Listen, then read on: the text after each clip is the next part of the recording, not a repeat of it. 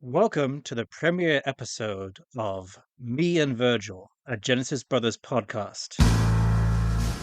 Well, me and Virgil, we beat the desert, we're riding fast and riding hard.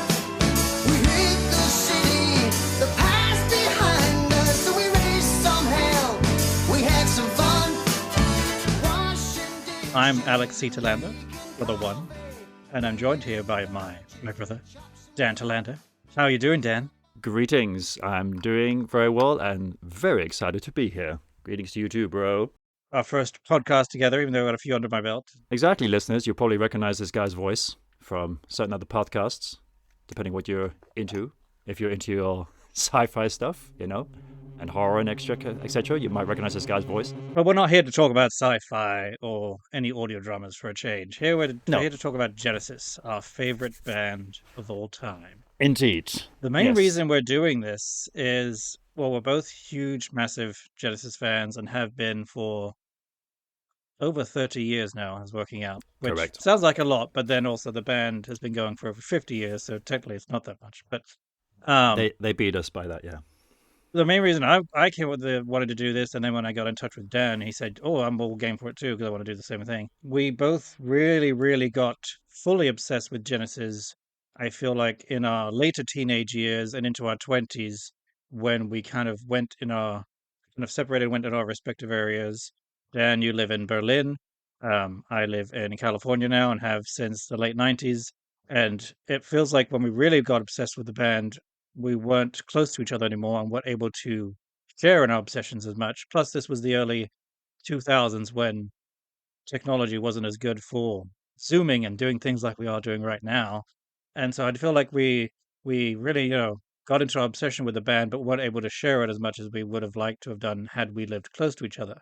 Hence this idea for a podcast and a chance for us to, even though we live on separate sides of the world, to hang out more often and chat about this music that has literally changed and influenced our lives in so many ways. Would you agree? Absolutely. And why not, Nicely put. And you can't have too many Genesis podcasts, right? Never. Well, exactly. And I think with this one, it's going to be a little bit different, this one. And we're going to be sharing our thoughts and ideas about certain areas that the bands have done, everything from the live stuff, live material, to certain albums that have affected us. But we will be going through those gradually as well. But yeah, it's going to be a very interesting road to take. And we're very, very excited, of course.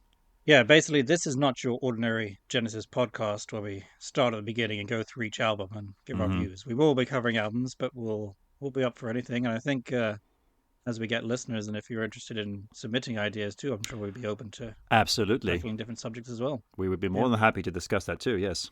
So this is episode 1, From Genesis to Obsession, where we kind of talk about how we got into Genesis, how we discovered Genesis.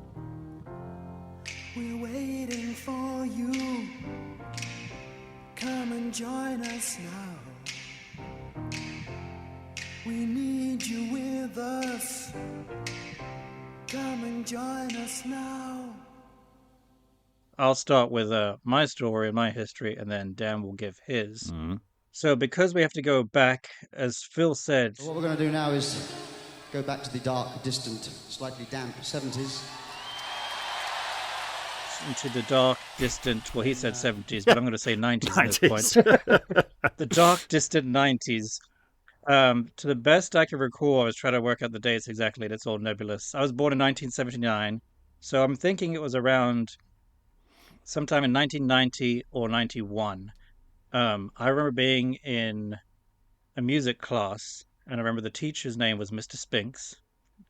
I don't really remember learning much about music in the class or learning any instruments or anything like that. I'm not really sure what we did for a whole year.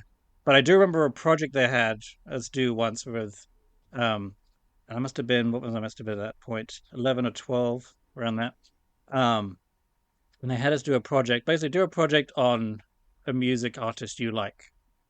And I remember thinking, I don't even listen to music. What the hell am I going to do? I don't know anyone. And I remember I think it was my friend Robert Thobron, so I remember his name for some reason, said he liked Phil Collins. And I'm like, Phil Collins? Okay, that's a name. I might have heard of that before. And then proceeded to go through my parents' music collection and found But Seriously Mm. and started listening to that.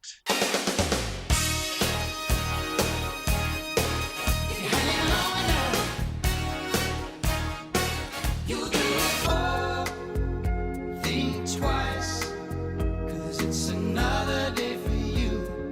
You and me in paradise. Just think about I'm thinking, this is actually very good. I think I might like music. I think I might like this guy named Phil Collins. And again, this is all very possibly apocryphal because I don't remember how much of the details on this and stuff. But I do remember doing the project, which was like a 2-page paper thing on Phil. I don't know what the hell I wrote.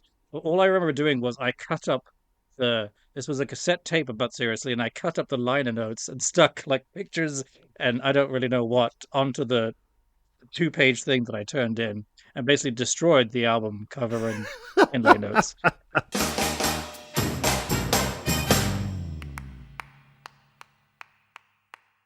That's all I really remember of that. But it started my journey into Genesis. Um, and then after that, this is why I was pretty sure it was around 1991 because that was, after But Seriously had come out in 89, and then there was all the But Seriously tour and really putting Phil after the Invisible Touch stuff that launched them to megastardom. But Seriously launched Phil even higher into his megastardom with the largest world tour and all this stuff.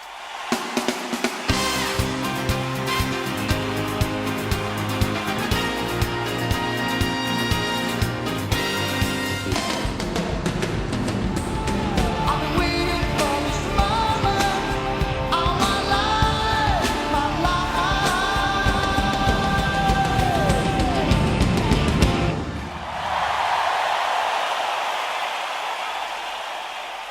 So that was when in 1991, in the autumn, that We Can't Dance came out. Mm. And I remember getting that it would have been for Christmas, I think. Yeah. And then discovering, I'm not really sure how it led on to Genesis, probably because of TV or something, seeing stuff on TV talking about Phil in Genesis or something in some way. So basically, whatever the next thing that Phil was going to be involved in, I looked at and wanted to get. And so it was this album, We Can't Dance, with this unusual looking cover of a father and son in a weird depiction on a field. But then that was my first Genesis album, and that instantly converted me. I fell in love with every song. You know,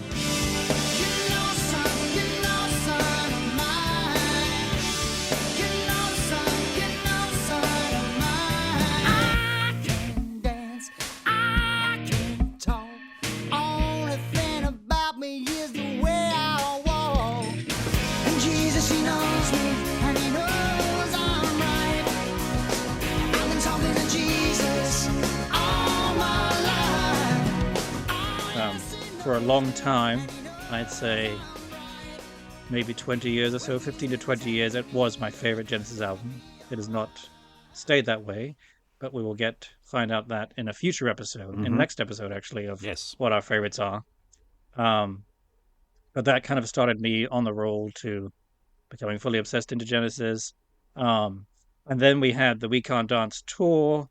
And this was where we got the videotape recording of Genesis at Nebworth, wasn't it? That's right. And you said we were talking recently about this, and you said it was one of our former teachers and the mother of a friend of mine who recorded it for us, right? It was, as far as I remember, it was our second grade teacher, and she provided us with a VHS, recording, and the concert was a live broadcast.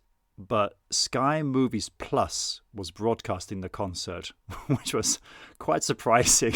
Wait, you remember what channel it was? Yeah, That's impressive. I do not remember the channel. I very vividly remember it, and that I will share this within my journey too. But very briefly, we got provided it, and because we didn't have Sky at the time, we were a bit broke at the time as well. Lots of stuff had happened with us, and so we were living in these apartments after living in this huge house. But we didn't have Sky or anything, and we got this videotape because we knew Phil Collins was on it with his band Genesis. And that was the live broadcast of them at Nebworth. 2nd of August as well. I do remember the date, but I just wanted to confirm it today as well. And we got that, and we watched that thing to death. Oh, we sure did.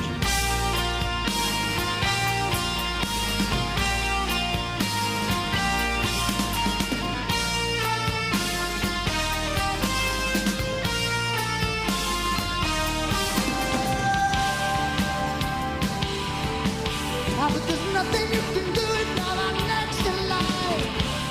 And do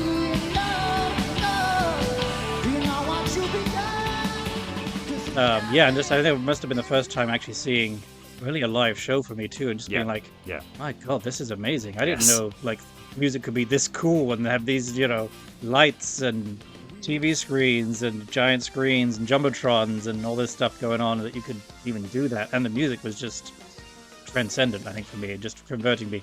I do want to point out, though, I do remember there was a bit wrong with the recording. It must have been something with the videotape. Yeah. And it was during the guitar solo of Further Fifth in the old medley thing. To this day, even when I hear that Further Fifth, especially in the old medley version, I have to, I feel my body stop for a second just to make sure it's going to go okay. And it does each time. But it's like the bit where Phil, during Live Aid, messed up on Against All Odds on the piano, which I had. You're the only one who really knew me at all. How can you just walk away? I had that as a recording for some reason for years too, and would play it. I don't know why I kept it, because it's just a muffed up song. Why would you keep it? But and even my wife would point out, why do we have that? Even I hear it that way. But that was what it was equivalent to me of, like, each time I hear the song, I'm still like, it's gonna be okay, right? Oh, good, it's okay. Yeah. Because it was kind of like a bad videotape. The problems of videotape, which we don't have anymore because we have digital. Anyway, so that's kind of how I got into Genesis at the beginning there, and led on to many things later on. But let's move on, Dan, to your origin story with Genesis and how you remember it and fitting in with mine. Well, this is interesting, right? This is exactly the reason why we chose to start this podcast, so we can talk about this, because even though it's like another Genesis And podcast, possibly argue about it too. Absolutely. But it's interesting that we not only probably will get to hear things new, either from ourselves or from, people who listen, from you fine folks who are listening, might hear some new stories about this, but you would think, being brothers who were living together at the time, that we would know their own stories about how they got into their favorite band of all time. Yet, this is brand new to me. I had no idea this is what got my own brother into our favorite band of all time. I had no idea about that, you see. And I think, again, because we were young kids at the time, it wasn't necessarily something we were going to talk about as you would have an adult conversation about, because we were kids. True. And this is why, this is such a wonderful thing to do. Absolutely. And it's kind of weird, though, with me, because to me, I don't recall the first time ever hearing like Phil Collins. It was definitely Phil Collins first. We were, the whole family was aware of Phil Collins. I guess through, I knew Phil Collins through Genesis, through the whole Invisible Touch era, that's for sure. I just remember hearing the song. I mean, obviously, the album came out when I was 5, so I wasn't going to remember it back then. But I just do remember like the big tunes of the late 80s, hearing them. I very vividly remember probably some of the first time ever listening to music as well, which is very important to me because I'm a full-time musician today. So I remember hearing, still in my head back then, Invisible Touch medley, but also things like Money for Nothing by Dire Straits. That was kind of around in my head too. So I remember definitely loving music already from this sort of stuff. Now, real quick, because I'm trying to remember this too, for your drumming, that started with pre-Phil and Genesis then, did it? No. I remember very vividly when the whole drumming thing began. Yes, that's also true. I'm a drummer as well, professional drummer. Also left-handed, like dear Uncle Phil, which I feel very special about and pleased about. So Phil came first, right? And then the drumming came from Phil, right? Exactly. The Phil came first. Excuse me. Phil came first. So we, and I do recall, and I felt very. The drum Phil, if you will. Exactly. I remember watching the trailer for the We Can't Dance album on TV as well, and it was, it was also my starting to imagine what the rest of the song was going to be like, because it was the pre-chorus part of No Son of Mine, showing the video of it. That was the trailer. And I thought that's kind of how the song started. I was just instantly thinking like, oh, so the song must start with, oh, he sat me down to talk to me. And then I started to come up with my own lyrics and just carried on with that melody, not being aware that was the chorus. So I remember that at the time. So that's how far back we're going. And then the next thing is then getting this videotape. So real quick, go back to the drumming bit, because I remember you doing drumming, and this was before you had your first drum kit. You were drumming on. Exactly. We had pots and pans, and well, actually, it was pots and then parts of a box. And you were using but that came that still came a little bit later spoons. on. That still came a little bit later on because the point I wanted to make was that was in our big house, so that was still. I mean, it was a little earlier maybe than 90 or 91. I don't know. But I'm just trying to work out. Oh no, the drumming. I remember that being in the big house. Then I don't. No, it did not start at all until we got this video, and we were watching it. And as I said, we watched it to death. The only tunes we knew, that I knew at least, was stuff from the We Can't Dance album and Invisible Touch. Everything else was completely... What we might have to do is have a follow-up episode where we bring our mother on here and she can set the story straight. Because in my mind, we're in our old house, and I remember you getting your first drum kit. I don't know how old you were as a present, and I remember being in our old house. But anyway, that's minor details that we can solve later on. Yeah, that'll be later. Yeah. And then we watched that concert to death, and it was actually during that concert that we kept watching it and re-watching it. That we got the idea, you and I, to replicate the concert, and we wanted to do it ourselves. And I don't know where it came from, but there happened to be a keyboard in the house. I have no idea where it came from, and I don't know if you remember this, but then a small one, was it? Probably. No, actually, it was a reasonable sized one. I think it was probably as I was getting more into Genesis and wanting, because I always identify it. I don't know why I connected. I love Phil, but I always connected with Tony and what he was doing on the keys. Exactly, and I connected more. I connected more with Phil naturally because I think between the two of us, I was slightly the more outgoing type bloke and everything, and so I was like, well, you're very Tony front man, and we just said, okay, well, let's try and recreate this concert. I was like, well, and it's like, well, I can play the keys, and it's like, well, then I guess I'll sing, and I guess I'll do the drums. Spoiler alert, I could not play the keys. I just thought I could. No, but your intelligence, though, just had you literally work out the chords. I can't remember if they actually were the right chords, but they didn't sound like... No, they were not. They were never the right chords. I just want to let you know, Dan. It was never the right chord. They were probably never the right chords. I was just making noise. But they were in tune. They were in tune. I'm glad there's no recording. Yeah. I'm glad there's no recording surviving anywhere, because what I was playing was just bad. What you were playing was correct. What I was playing was bad. But I think the keyboard came from, again, me being into that, and then our mum finding a used keyboard from somewhere, at a car boot sale or something, and that's how it ended up in the house. Yeah, I don't recall the moment where I just said, "Oh, drums, cool." I think it was just literally because I was like, "Well, I guess I'll be Phil Collins and sing." But then at the same time, I thought, well, instead of me just singing and then running to my pretend drum kit, I'll just drum at the same time. So I'll be Chester and Phil. And then that just proceeded from there. Yeah. And then for the next 4 years, I just got more and more obsessed with it. And yes, then came out the pots and the pans and the folders. And our mum got hold of tambourines from the school. That's right. Plus an actual pair of drumsticks, because I used candlesticks, but they did not last very long. So I got hold of sticks. A lot of broken candles in those days. Exactly. And then that's where it came from. My next 4 years of my life, I just was playing whatever I could hear. I then got into Queen massively as well. It's my second favorite band, and got into them as well. So I was using that plus my bed as a drum kit, right. and basically using the floor as my bass drum. Or just thumping on the floor, tamping on the floor. Yeah, exactly. And I probably again will need our mum to confirm this, but it was either my 15th or my 16th birthday. I think my 15th, because it was 96, where I finally got a drum kit. And then within a year, I was playing gigs. Though I was just thinking, I suppose it does make sense, because, as kids, where, you're playing with whatever, superheroes, action figures, and all this stuff. And now you're just, transferring that to musicians and wanting to be them and emulate them and be like them. It makes sense. That's actually very strange way to put it. Yeah, and a lot more likely of a career as a drummer instead of a superhero. Yes.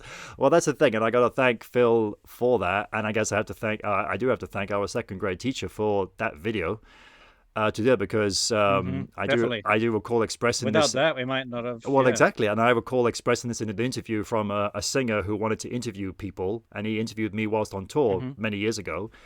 And I said this was the concert that was going to change my life, and I wasn't even aware of it at the time, you know. But it changed all our lives, defining realistically. It concert, did change yeah. our lives, all of our lives, realistically, because it impacted us in such a big way. And they did win the Billboard Award that year for Best Tour, so that That's helps also too. true. That's also true. Yes, and you know, I've developed a obsessed / probably biased opinion of the band that I just love every single note they do. You know, regardless of what people may think That's of the it. thing. You know, so or review. Everyone or, is entitled to their own or opinion, critics. hence this podcast. Yeah, exactly. And I'm sure that, and I do recall, I think there was times where you kind of kept jumping from era to era, like you liked the Phil era at one point, then you liked the Peter era at one point.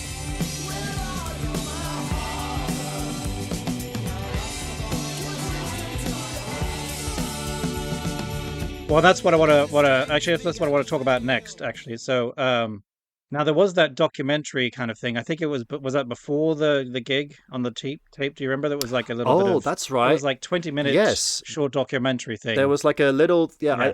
I found out through YouTube not too long ago, actually, that was Yep. the opening night documentary in a much longer Yeah, version. and it's on YouTube and Yeah. everything. Well, actually, we'll link it in here to you, the notes. Yeah. Yes. But again, it went back to all from the beginning with Peter and the whole Mm. band and how they started and stuff, and did that very cool thing I just remember seeing when you see Peter singing "I Know What I Like," and then it beautifully transitions to Phil singing Yes. it on the tour.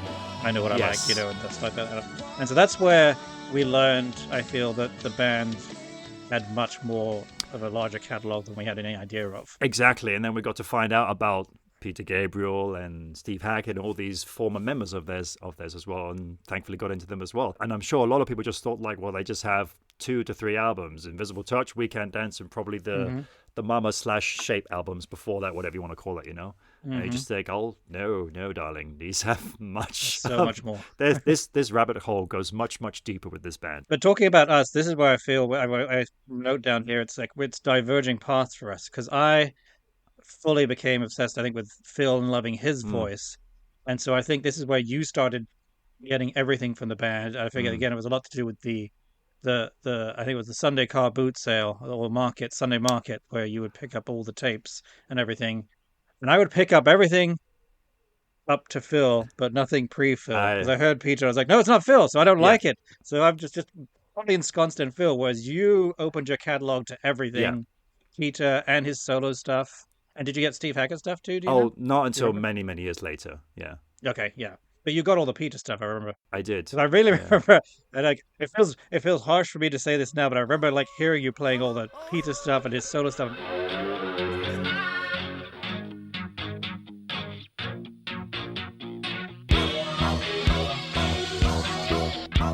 Stand up and fight, or you know we are right. We must strike at the lies that have spread like disease to our minds.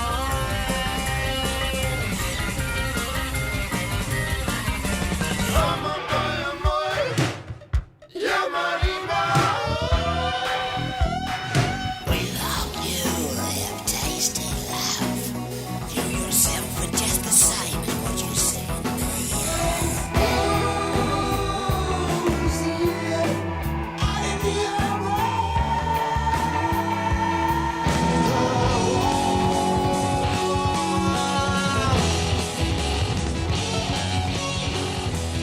Stuff and be like, what is that horrible music? I don't like it, you know? It's not Phil singing Genesis. It's not real. Yeah, and like I said, I think like through Genesis, my love for music just developed, and thinking like, wow, there's just so much that one can do with this and this particular band. That's why I just love them, because it's interesting when people they say, okay, well, in the 70s, Genesis was the progressive rock band, and in the 80s they became the pop band.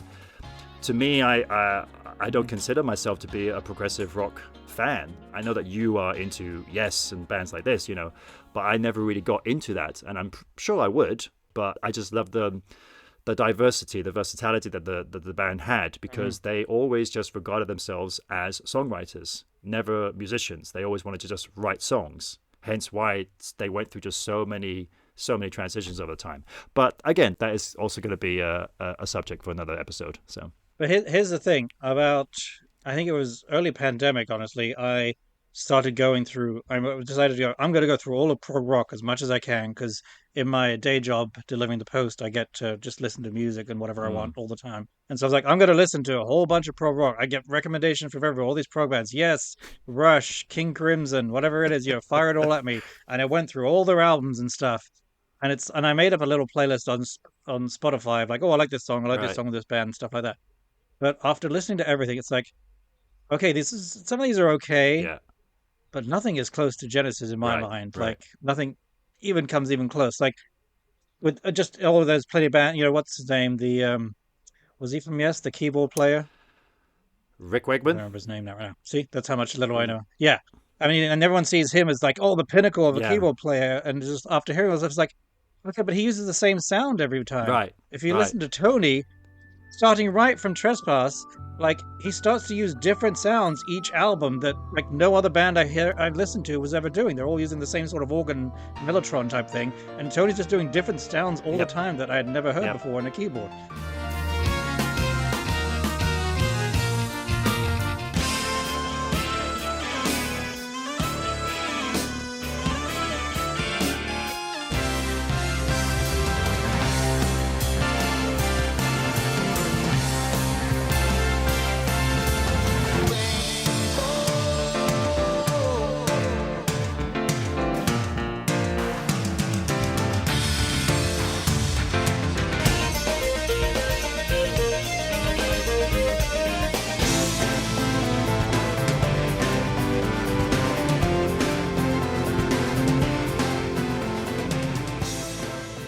And it's just like there's no band like No, this. no. And actually, it was. I mean, it's also Tony. I loved watching Tony perform as well. I loved his technique in how he performs the keyboards, and I got to learn keyboards a little bit only just a few years back. But particularly the way he hits a single note and then his hand just like sort of just raises up from the keys. So graceful. It's like ballet. Yeah, so gracefully. And I find myself doing that as Mm-hmm. well because I just feel like it just feels such a natural way because it's almost like you're hitting the note and it's almost like your hand is controlling how it's ringing, how it's resonating. And I absolutely love that. Well, I don't even see it. It's like he's not even so much playing the keys. It's like he's stroking the keys. Yeah. I think he did get recognized eventually. That was a few years back. He got voted, I think, in 5th position as greatest prog keyboard of all time. You ever got number one? I can't remember who it was. But I remember Tony accepting the award and, of course, him quoting saying, You were voted 12th best keyboard player in the world. And I said to him, who the were the other 11? so, I mean, I just say, maybe he hasn't been recognized quite as the rock god keyboard player that he is, but I think he's doing okay for himself. I mean, he is. last year, Genesis, with their final tour, were the largest grossing band out there, basically. They made the most money last year. Obviously, Tony Banks never really got the full recognition as a solo artist, as did Phil and Mike, Steve, and Peter. Yet Tony Smith says Mike still is. yeah, Mike's still Still going. Mike's still going, and Steve as well. He'll and Peter as well. In fact, I know. And I always loved Tony, their manager Tony Smith's quote when he says, I always describe Tony as the conscience of the band. It's not to deny that everyone else had a very, very important role. But for Tony, Genesis was his solo career. and I could not agree more He is than that because he has his hand in every song, pretty much. yes, he has the say, the first and final say. Yeah. Yeah, a lot of it was arguing, usually with Peter, but he has his fingerprints, as it says, on every song. And I think it was in a recent interview, I can't remember which magazine it was for, he actually said, I basically played a part in every single Genesis song. Yeah, and that's why when we wanted to like ourselves as our little, 10, 12-year-old as we were at the time, that we wanted to replicate the concert, the Nebworth concert, I said, okay, well, to us, absolutely no offense to the guitar or the bass or anything. It was like, okay, what instruments do we want to replicate? Well, let's replicate the voice and the drums and the keyboards. So how would you say it's impacted your life going on into adulthood and having a family and things like that? It has, Being a Genesis yeah. fan. Well, as I said, it got me into drumming, into music. Mm-hmm. I was very interested in hotel management at the time. Like what? That's right. I when remember I that. was so I was I think 16, and where we were living in Spain, in South Coast, south yep. coast of Spain, the Costa del Sol. We were living in a little town just outside Malaga, and in Marbella there was a hotel Swiss management school, and we went there on a school trip. Do you remember what it was called? I thought, wasn't that the name of it? Hotel Swiss management school. It was called, I remember the French word, Le Roche. Oh, I totally missed that. Okay. It was Le Roche Hotel Management School, yeah. Okay. I never knew that. Okay. And I remember going on the. Don't know why that sticks in my head. I wasn't going to do it. You were going to do Yes.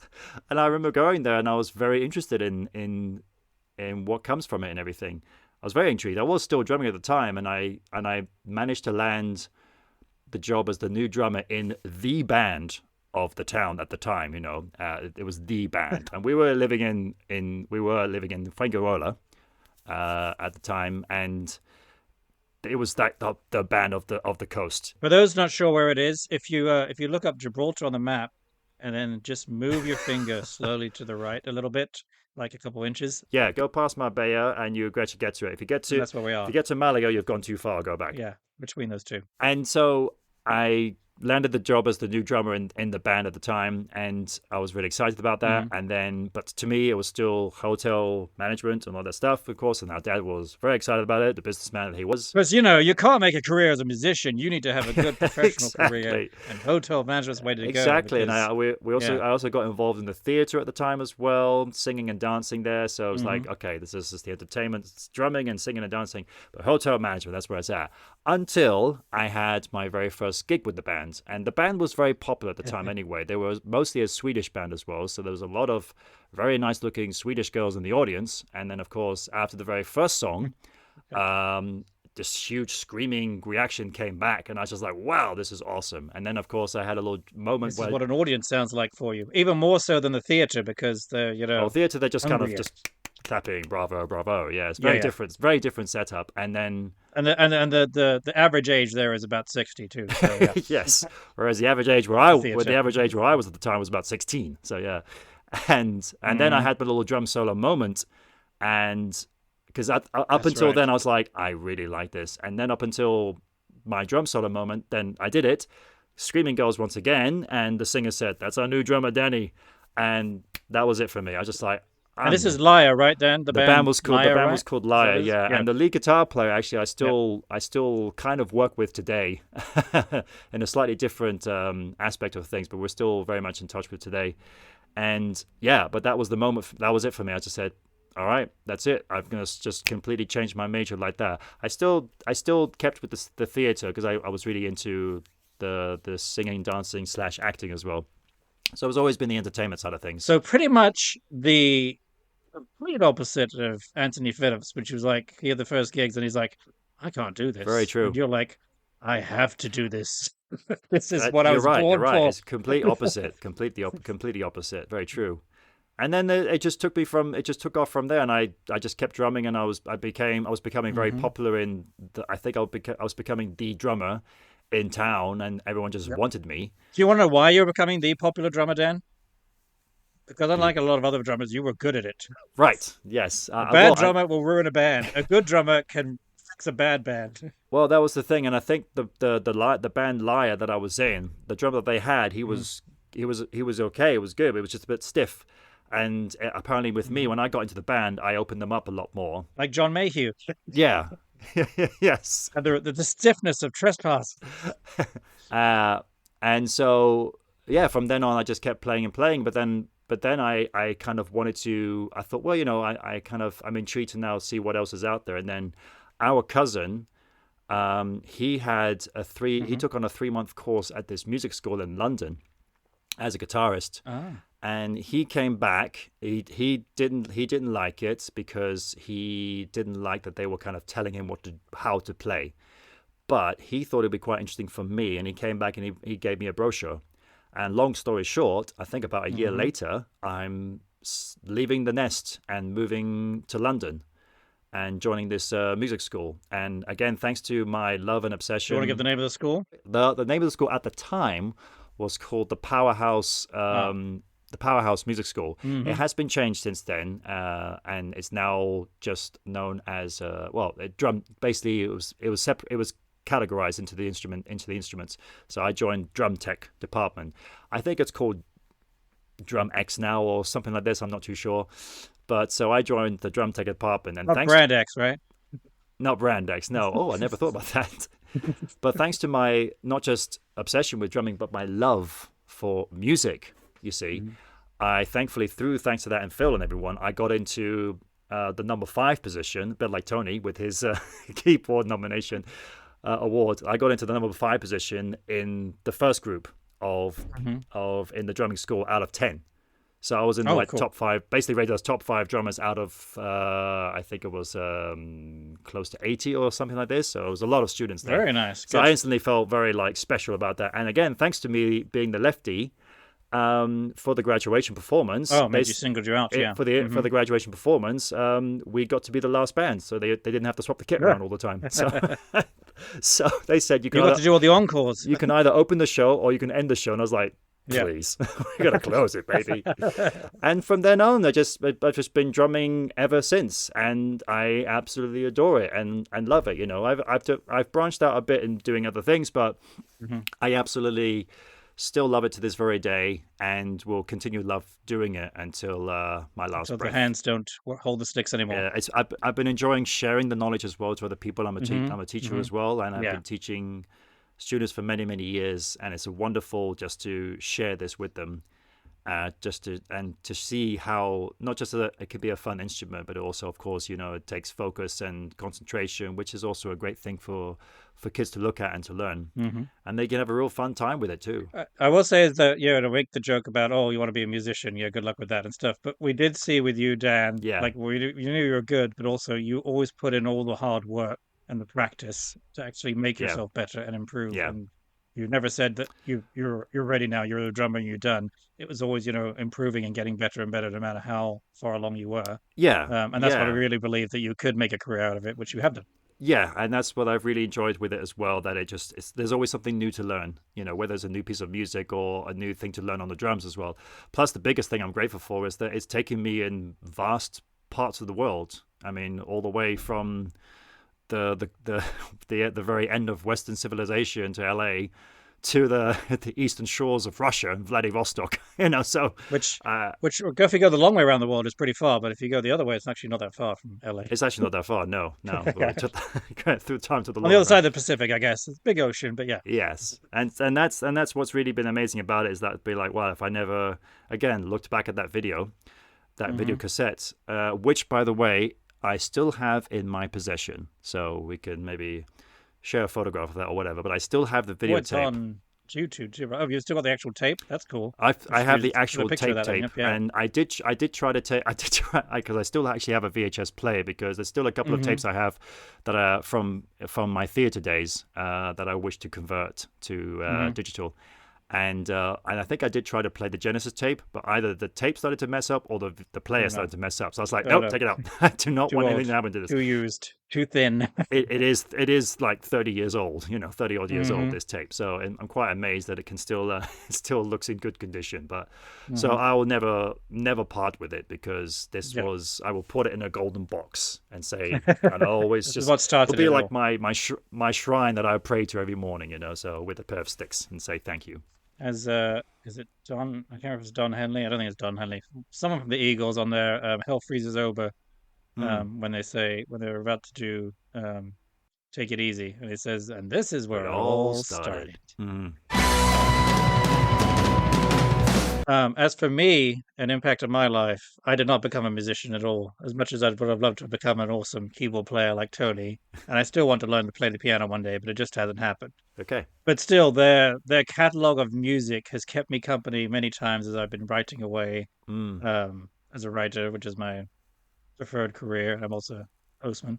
But I did feel like going through the years and the decades I felt kind of lonely in that I was obsessed with all this wonderful music of Genesis, and I felt very alone. Like I couldn't find any other people that were as into it. There were a few people who knew about it or whatever, like that I would chat with and stuff, but not to my level of obsession. And it's only been in the last 5 years, I'd say, as I found podcasts and gotten onto various message boards and different things like that. I actually started chatting with people that there are some nuts out there that are just as crazy and obsessed as me, and even more obsessed as I see on the Genesis Discord I'm on now, where they're talking about very inane Mm, details that I really don't care about. But mm, it's nice to have found this, and it feels like this is the right time to do this podcast because I don't think I could have done it earlier. You know. mm. So I remember you saying this is going to lead on to our next segment, which will hopefully make it a recurring segment called the drum bit, where we have Dan talk about drumming Ah. because he knows about it and we don't.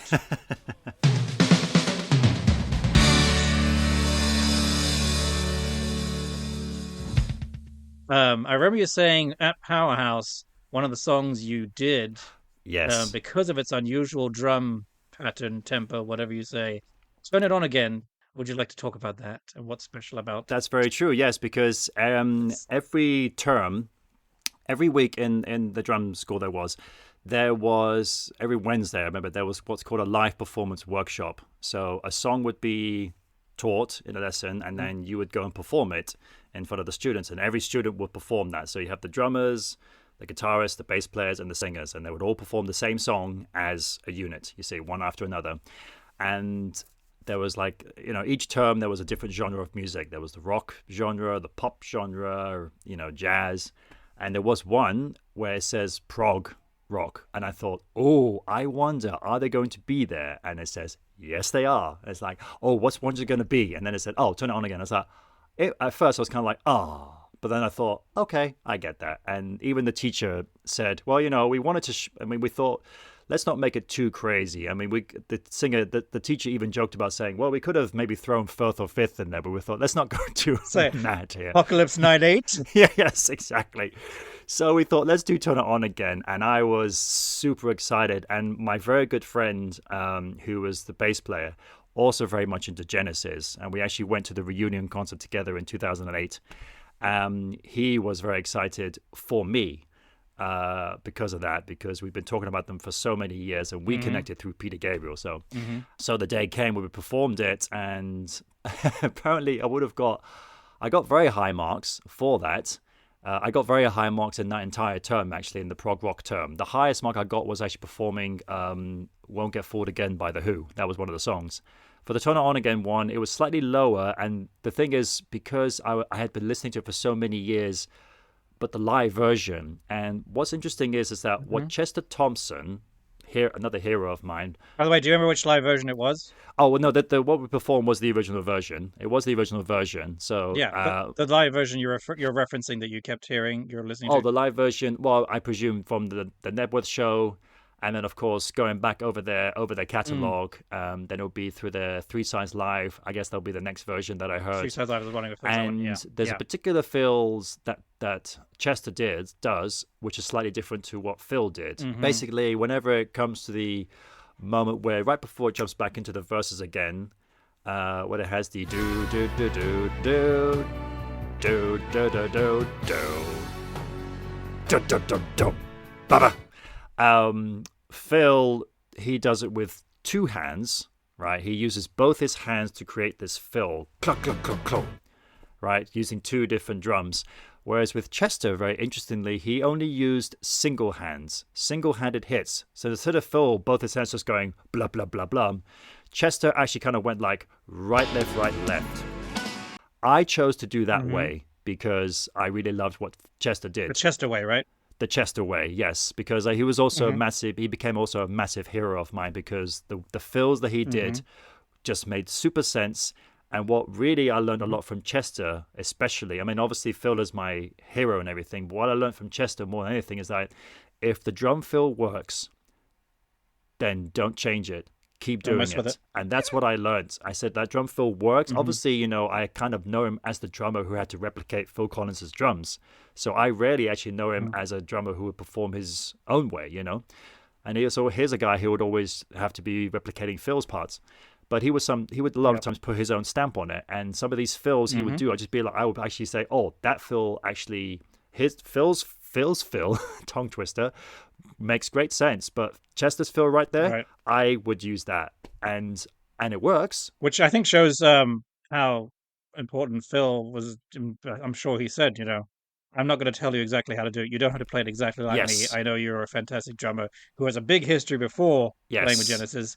you do what you do best, and I'll let you do it, sort of thing. Yeah. Yes. But because of that, doing that particular way, doing the Chester way, with the live performance workshop, the teacher wanted us to kind of stick more to the original.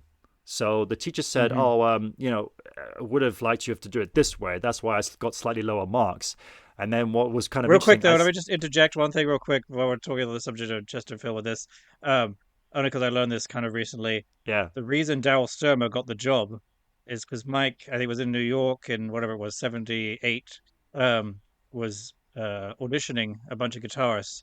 And then he had Daryl do his audition. And he says, "Okay, you got the job." And he's Yeah. like, well, "Why did I get the job?" And he says, "Because you played what I wanted you to play. You didn't do your own thing, and because you want to show off as a guitarist and whatever. You're the rhythm guitarist. You're the helper to me. You played what I asked you to play, and you played it how I wanted you to play. You didn't do your own thing," which is kind of a flip to what Chester did, which is making it his own thing, which made it unique. But anyway, sorry for the aside. Yeah, True. No, that's fine. That's fine. Yeah, well, I mean, I think probably Phil wanted that too because, I mean, Phil's first drummer that he had after he became the lead singer was Bill Bruford. And Bill Bruford never plays the same thing twice. No, and he's totally unique and different, yeah. Very unique and different. So I guess Phil was open to that, which is totally fine, So, but yeah, I got slightly lower marks because I played it the Chester way, not the Phil way, which was the original way.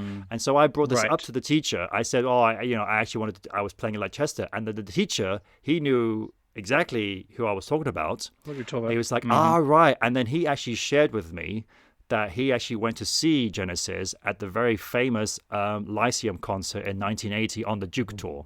So he was at that performance, and I instantly was just like, "Oh my God, we are not worthy." Hallowed ground. So he understood what I meant.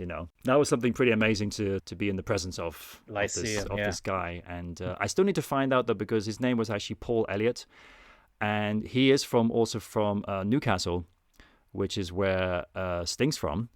And in Sting's biog that I was reading, he says he was hanging out with a guy in Newcastle called Paul Elliott. So I still need to find out if it might be the same guy. Probably not. I mean, I don't know. He might have mentioned he was also. It's unlikely because it is a bit of a common name. He might have mentioned he was also a drummer. I think that's what got me even more intrigued. And it would have been around the same time because he was a little older than me. So I don't know. Anyway, back to Turn It On again. Isn't there something unusual about the song? Yes. With the particular drumming for where it's keeping the beat. And then as all other songs would just keep that single beat going. At one point, it does a second beat in there. Yeah, it does an extra beat in there. So it's the entire thing is actually in 13/8. And so, and what's intriguing with is that when Mike wrote it, he just showed the riff to Phil.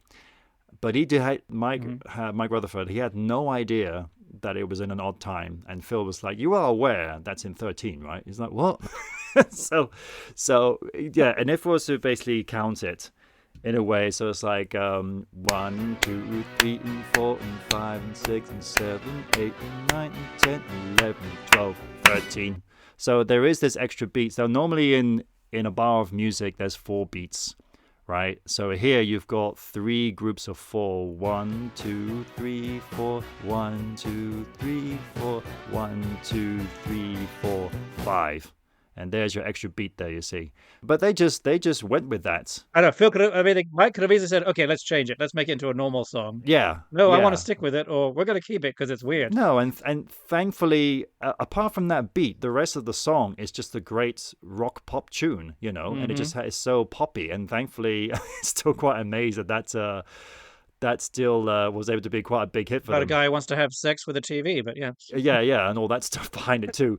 But there was only in the performance workshop though, there was only one drummer out of all of us who didn't come very well prepared. He missed the lesson to talk about the song, and I guess he wasn't really into Genesis that much because when he played it, he totally did not interpret the extra beat. Did he just not play it? And he was the last one. He just kept playing, but he kept wondering what's going on. Why he was off? He was off basically. Why am I off when everyone else is on? He was off basically every other cycle. So he really needed to turn it on again, didn't he? He really needed to turn it on again. But but there was someone else who did that who was very closely associated with the band, and that was good old Peter Gabriel.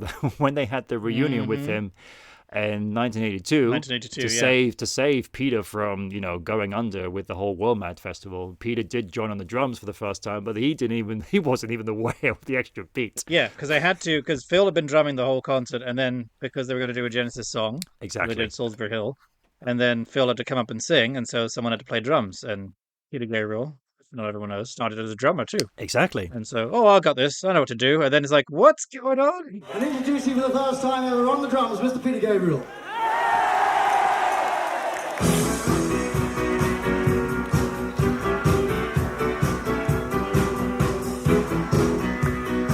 Yes, because that was the end of the Abacab tour.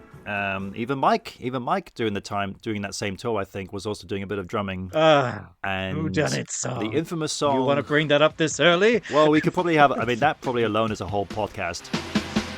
It is. So, but real quick, is it thumbs up or thumbs down for you, or is it mid, or has it changed? No, for me, it's total thumbs up. Like I said, I am the biased, obsessed Okay. fan here and love every single thing they do.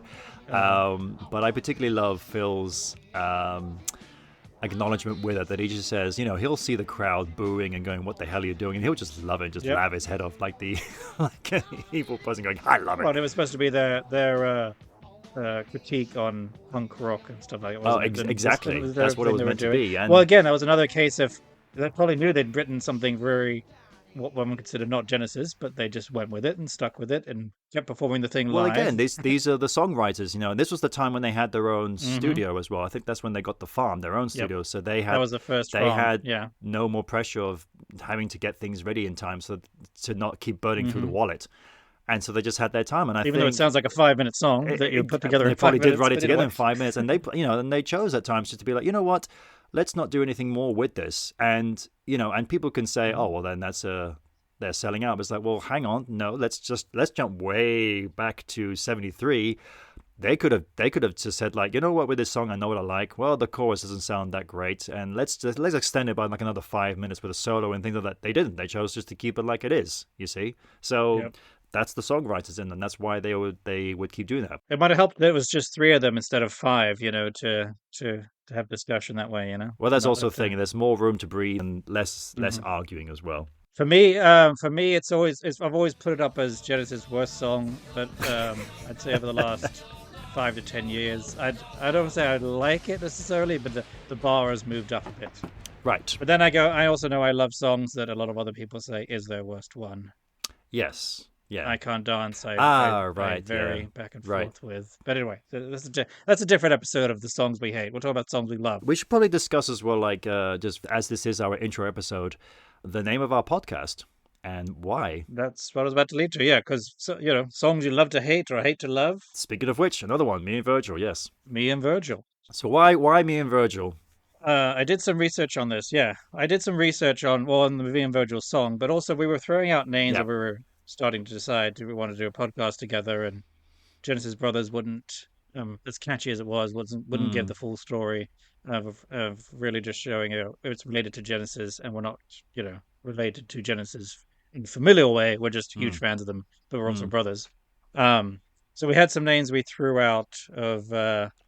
I'm trying to remember, there was Rail and John was one I was thinking of. Yeah, we basically wanted to kind of come up with like two names pairing, within the Genesis category, and of course Rail was in there. Yeah. Obviously, if one of us identified as female, we could have gone with Duke and Duchess, but that wasn't gonna work. or Sarah Jane as well. Was at one point. I think I might have thrown out Duke and Squonk or Yep, something like yep, that. Yeah, also maybe. true. But then Me and Virgil, because it actually is about brothers, as Phil references in the songs, I thought, okay, that's the one that's going to stick. So I did a bit of research, what I could, from scouring the internet. So it came out. It was a B-side in 1982 that was on the 3x3 EP. And actually, I realized the cover, it's the 3 of them jumping in the air, and it actually replicates, or it's meant to replicate the Beatles.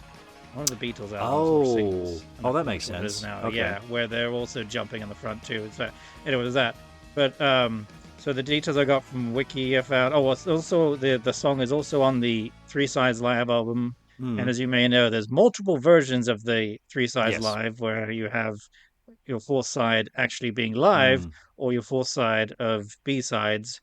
But the 3 Sides Live World Edition, it said, had Okay. Me and Okay. Virgil B-side on there, along with the other ones. So Collins wrote the song Me and Virgil in the form of a story, a technique he will return to with the 10-minute epic Driving the Last Spike on We Mm. Can't Dance. Mm. He has called the song a dog and cites Me and Virgil as one of his worst ever pieces of writing. According to Collins, the group was trying to do something similar to the work of the band, but, in quotes, we couldn't.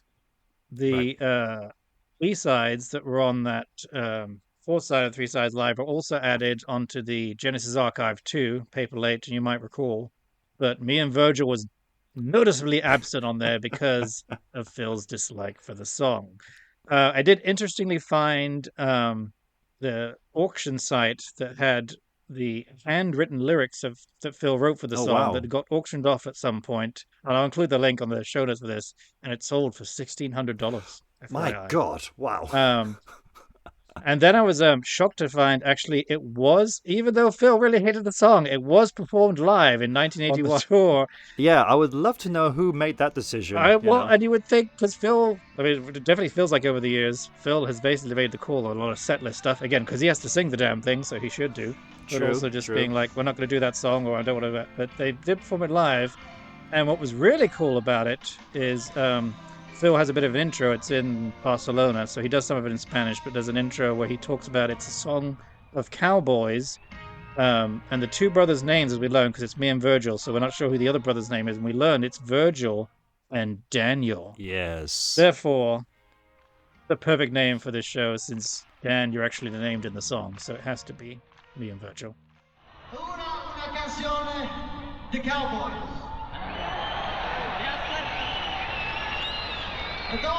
Dos chicos, Daniel and Virgil. So then perhaps in future episodes we need to address each other as Daniel and Virgil. I could, but it might be confusing for listeners. Yes. Or it could be just run as both. Also, Virgil isn't exactly a very nice name. It's very old-fashioned cowboy, in my opinion. Part of Phil's Old West songs that he loved. Well, I guess they could be then our podcast stage names. So then, I am Dan, known as Daniel, and this is Alex, known as Virgil. So yes. So we figured that was a suitable title for the show. Fits very nicely as well. Genesis Brothers. And their mum is mentioned in this, which probably isn't that important. But our mother is very much She alive. is very much alive. FYI. Do not worry. So yes, and our father, our dad is also still very much around as well. So while they have divorced and split through the history, we are still in touch with him too. Yeah. I mean, in a way, the brothers then took off, with the horses and carriages, and they took off together. We didn't take off together. We took off in our own times, but we still took off and left the nest individually. And you do have children now, like Daniel does. In the song. Yes, exactly. So a wife and kid. It's pretty perfect. Pretty perfect. All right, so that brings us kind of to the end of this episode, and so let's talk a little bit about what some of our future episodes are going to be about. Yeah, so for our next episode then, we thought we would discuss, which is a mighty hard discussion, I will still have to go through it, our top Genesis songs, potentially even like 5 favorite top Genesis songs, why as well, and our favorite members, basically like all the things that we like about the band. Hence the potential title of the next episode, I Know What I Like. And it could be tricky because I don't know if you change, I'm sure, over time about what your favorite thing is and stuff too. I get right. It's such a huge catalog. Oh goodness, yes. I think with the albums, I think it's pretty much set in stone. It has been for a long time, but I won't give it away now.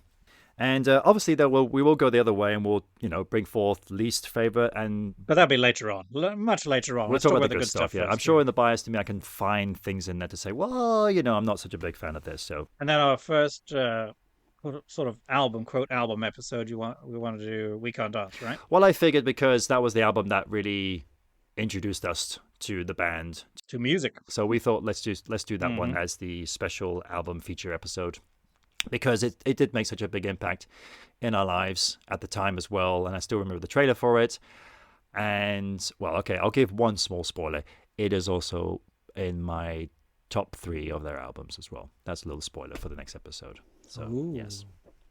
here's another spoiler for me. It is not in mine. Okay, but it was, you mentioned. to be. It used to be, though, you said. So, yeah. Yeah, exactly. No, I would go back and forth, but I still come back to it. And probably because of knowing it for so long and getting it as it was released as well, that it just has that I guess it's a childhood memory as well, a strong memory I have with nostalgia. it. Very very nostalgic as well. So, yes, that will be episode 3. And meanwhile, though, for the next episode, yes, this will be the I Know What I Like. And then we'll be covering various other things along the way. Obviously, the live stuff. We won't give we're trying to be witty with our episode titles, so we won't give those away. But we'll be covering, the BBC broadcast album that came out pretty recently.